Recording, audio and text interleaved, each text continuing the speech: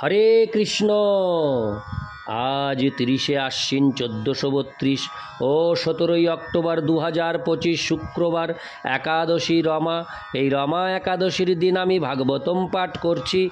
আজ আমি পাঠ করছি ভাগবতমের চতুর্থ স্কন্দের দ্বিতীয় ভাগ, দ্বাবিংশতি অধ্যায়, চতুষ্ষণের সঙ্গে পৃথু মহারাজের মিলনের শ্লোক 48 থেকে 51। নারায়ণ হে নারায়ণ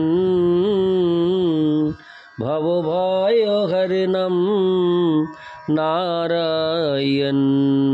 শ্লোক 48। মৈত্রেয় উবাচ ত আত্মযোগপতয় আদিরাজেন পূজিতা শিলং তদীয়ং সংসন্ত খেহ ভবন্নিশতাং নৃণাম। অনুবাদ: মহর্ষি মৈত্রেয় বলতে লাগলেন, এইভাবে পৃথু মহারাজের দ্বারা পূজিত হয়ে ভগবদ উক্তির উপদেষ্টা চার কুমারগণ তার প্রতি অত্যন্ত প্রসন্ন হয়েছিলেন। তারা রাজার গুণের প্রশংসা করতে করতে সর্বসমক্ষে আকাশমার্গে উত্থিত হয়েছিলেন। তাৎপর্য: বলা হয় যে দেবতারা কখনো পৃথিবীর পৃষ্ঠ স্পর্শ করেন না, তারা কেবল অন্তরিক্ষে বিচরণ করেন। নারদ মুনি, কুমার আদি মহর্ষিদের অন্তরিক্ষে বিচরণের জন্য কোনো রকম যানের আবশ্যকতা হয় না। সিদ্ধলোকের অধিবাসীরাও বিনা যানে অন্তরিক্ষে বিচরণ করতে পারেন, কারণ তারা সব রকম যোগসিদ্ধি লাভ করেছেন। পূর্ণরূপে যোগসিদ্ধ এই প্রকার মহাপুরুষদের আর আজকাল পৃথিবীতে দেখা যায় না, কারণ এখনকার মানব সমাজ তাদের উপস্থিতির যোগ্য নয়। কুমারগণ কিন্তু পৃথু মহারাজের চরিত্রের, তার মহান ভক্তির এবং বিনয়ের প্রশংসা করেছিলেন। পৃথু মহারাজ যেভাবে তাদের পূজা করেছিলেন, তার ফলে কুমারগণ তার প্রতি অত্যন্ত প্রসন্ন হয়েছিলেন। পৃথু মহারাজের কৃপার প্রভাবেই তার প্রজারা কুমারদের অন্তরিক্ষে বিচরণ করতে দেখতে পেয়েছিলেন। ইতি শ্লোক 48। শ্লোক 49। বৈন্যস্তু ধূর্য মহতাং সংস্থিতাধ্যাত্ম শিক্ষয়া আপ্ত কামমিবাত্তানং মেন আত্মন্যবস্থিত। অনুবাদ: পৃথু মহারাজ তার অধ্যাত্ম উপলব্ধিতে স্থির হওয়ার ফলে মহাপুরুষদের মধ্যে প্রধান ছিলেন। পারমার্থিক উপলব্ধিতে পূর্ণরূপে সাফল্য লাভ করার ফলে তিনি আত্মতৃপ্ত হয়েছিলেন। তাৎপর্য: ভগবদ ভক্তিতে স্থির হওয়ার ফলে মানুষ পরম আত্মসন্তোষ লাভ করেন। প্রকৃতপক্ষে আত্মসন্তোষ কেবল শুদ্ধ ভক্তরাই লাভ করতে পারেন, যাদের ভগবানের সেবা করা ছাড়া আর অন্য কোনো বাসনা থাকে না। যেহেতু পরমেশ্বর ভগবানের কাম্য কিছুই নেই, তাই তিনি সম্পূর্ণরূপে আত্মতৃপ্ত। তেমনি যে ভগবদ ভক্তের ভগবানের সেবা করা ছাড়া আর কোনো বাসনা নেই, তিনিও ভগবানের মতো আত্মতৃপ্ত।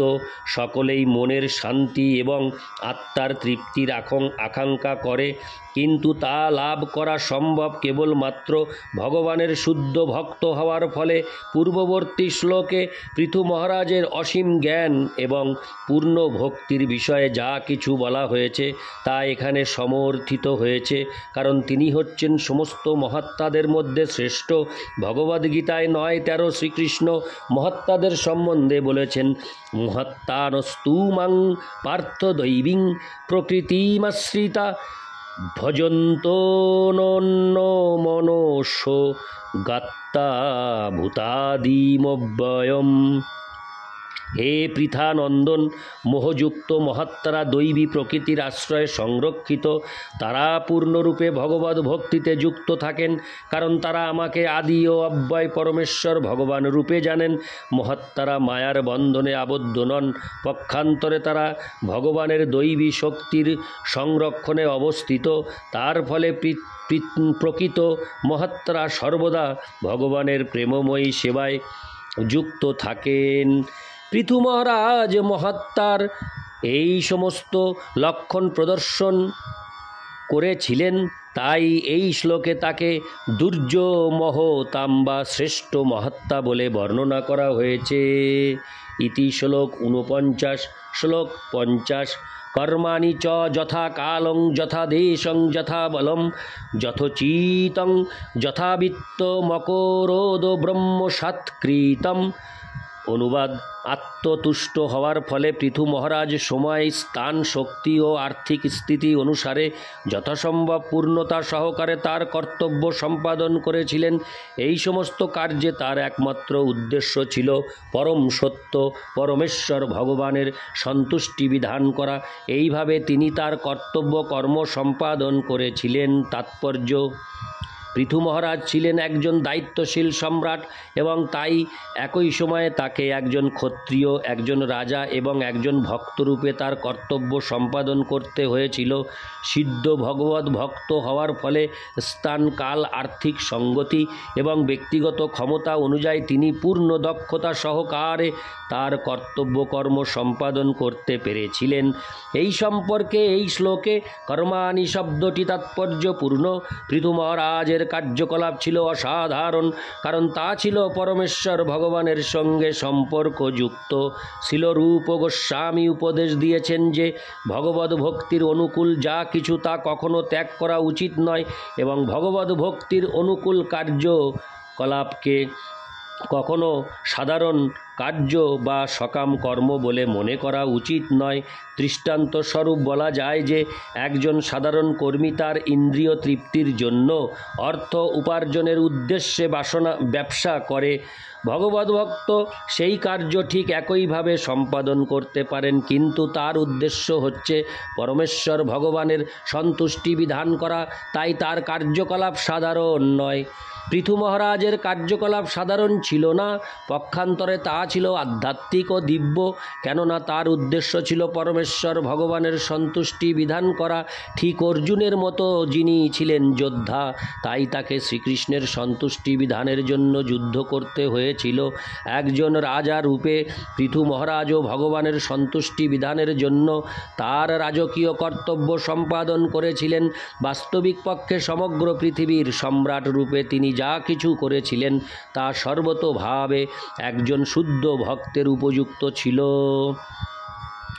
তাই জনৈক বৈষ্ণব কবি বলেছেন, বৈষ্ণবের ক্রিয়া মুদ্রা বিজ্ঞে না বুঝয়, শুদ্ধ ভক্তের কার্যকলাপ কেউই বুঝতে পারে না।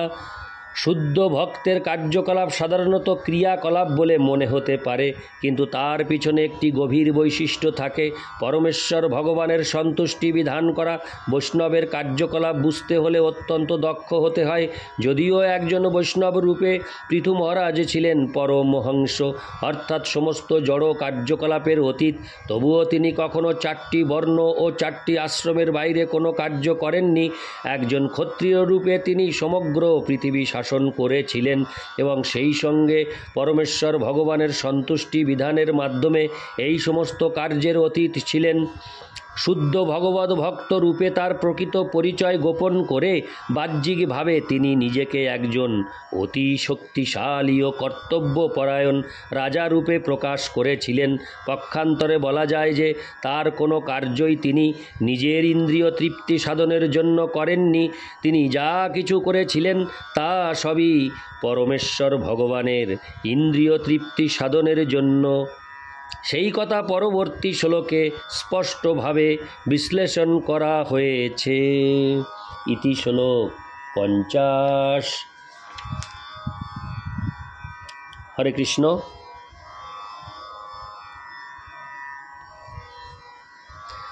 শ্লোক 51। ফলং ব্রহ্মণি সংন্যস্য নির্বিসঙ্গ সমাহিত কর্মাধ্যক্ষং চ মন্নান আত্মানং প্রকৃতে পরম। অনুবাদ: পৃথু মহারাজ নিজেকে জড়া প্রকৃতির অতীত পরমেশ্বর ভগবানের নিত্যদাস রূপে সম্পূর্ণরূপে সমর্থন করেছিলেন। তার ফলে তার সমস্ত কর্মের ফল ভগবানে অর্পিত হয়েছিল এবং তিনি সর্বদা নিজেকে সর্বেশ্বর ভগবানের দাস রূপে মনে করতেন। তাৎপর্য। ভগবানের দিব্য প্রেমময়ী সেবায় সমর্পিত পৃথু মহারাজের জীবন কর্মযোগের একটি অতি সুন্দর দৃষ্টান্ত। ভগবদ্গীতায় কর্মযোগ শব্দটির প্রায়ই ব্যবহার হয়েছে এবং এখানে বাস্তবিক পক্ষে কর্মযোগ যে কী তা ব্যবহারিক উদাহরণ দিয়েছেন পৃথু মহারাজ। কর্মযোগের যথাযথ সম্পাদনে প্রাথমিক আবশ্যকতা এখানে দেওয়া হয়েছে ফলং ব্রহ্মণি সংন্যস্য অথবা বিন্যস্য। কর্মের সমস্ত ফল পরম ব্রহ্ম শ্রীকৃষ্ণকে নিবেদন করা অবশ্য কর্তব্য। তা করার ফলে বাস্তবিকভাবে সন্ন্যাস আশ্রমে স্থিত হওয়া যায়। সেই সম্বন্ধে ভগবদ্গীতায় 18:2 বলা হয়েছে যে কর্মের ফল পরমেশ্বর ভগবানে অর্পণ করাকে বলা হয় সন্ন্যাস। কাম্যানাং কর্মণাং নাশং সন্ন্যাসং কবয় বিদু সর্বকর্ম ফল ত্যাগং প্রাহুস্ত্যাগং বিচক্ষণা। প্রাজ্ঞ ব্যক্তিরা সমস্ত কর্মের ফল ত্যাগ করাকে সন্ন্যাস বলেন। পৃথু মহারাজ যদিও একজন গৃহস্থরূপে জীবনযাপন করছিলেন, তবুও তিনি প্রকৃতপক্ষে সন্ন্যাস আশ্রমে অবস্থিত ছিলেন। পরবর্তী শ্লোকগুলিতে তা স্পষ্টভাবে বোঝা যাবে। নির্বিসঙ্গ নিষ্কলুষ শব্দটি অত্যন্ত তাৎপর্যপূর্ণ, কারণ পৃথু মহারাজ তার কর্মের ফলের প্রতি আসক্ত ছিলেন না। এই জড়জগতে কোনো ব্যক্তি যা কিছু অর্জন করে এবং কার্য করে সে সর্বদা নিজেদের তার মালিক বলে মনে করে। যখন কর্মের ফল ভগবানের সেবায় নিবেদিত হয় তখনই কেবল প্রকৃতপক্ষে কর্মযোগের অনুশীলন হয়। কর্মযোগ যে কেউ অনুশীলন করতে পারেন, তবে তা বিশেষভাবে গৃহস্থদের পক্ষে সহজ, যারা তাদের গৃহে ভগবানের শ্রীবিগ্রহ প্রতিষ্ঠা করে ভক্তিযোগের পন্থা অনুসারে তার আরাধনা করতে পারেন। এই পন্থার 9টি অঙ্গ রয়েছে: শ্রবণ, কীর্তন, শরণ, পাদ সেবন, অর্চন, বন্ধন, দাস্য, সখ্য ও আত্মনিবেদন। শ্রবণং কীর্তনং বিষ্ণু শরণং পাদ সেবনং অর্চনং বন্দনং দাস্যং সক্ষমাত্মনিবেদনম। শ্রীমদ্ভাগবত 7:5-23। কর্মযোগ ও ভক্তিযোগের এই পন্থা আন্তর্জাতিক কৃষ্ণ ভাবনামৃত সঙ্গের দ্বারা পৃথিবীর সর্বত্র প্রচারিত হচ্ছে। সেই সঙ্গের সদস্যদের দৃষ্টান্ত অনুসরণ করার দ্বারা যে কোনো ব্যক্তি সেই পন্থা সম্বন্ধে শিক্ষা লাভ করতে পারে। গৃহে অথবা মন্দিরে ভগবানের শ্রীবিগ্রহকে সব কিছুর মালিক বলে মনে করা উচিত এবং প্রত্যেক ব্যক্তির নিজেকে ভগবানের নিত্য দাস বলে মনে করা উচিত। ভগবান এই জড় সৃষ্টির অংশ নন, তাই তিনি জড়াতীত।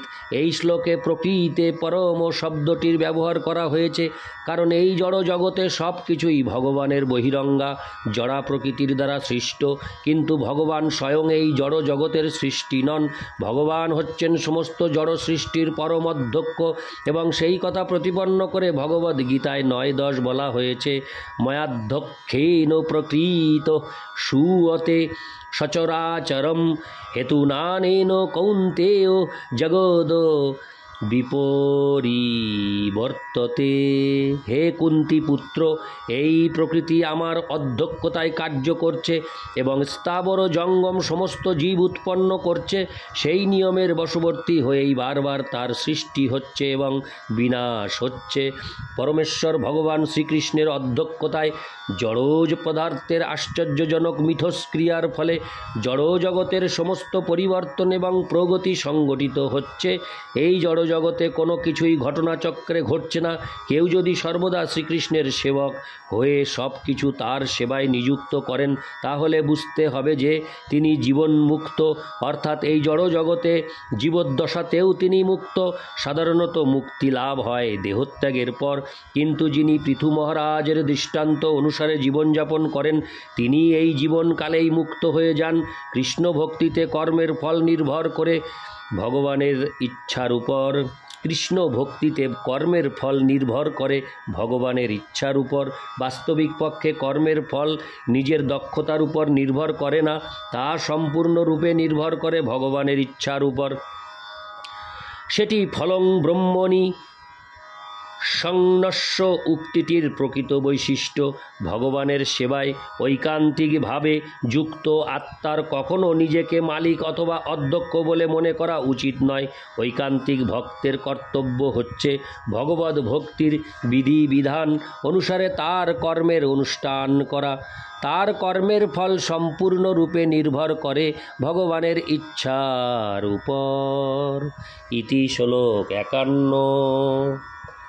নারায়ণ হে নারায়ণ ভবভয়হরণম নারায়ণ।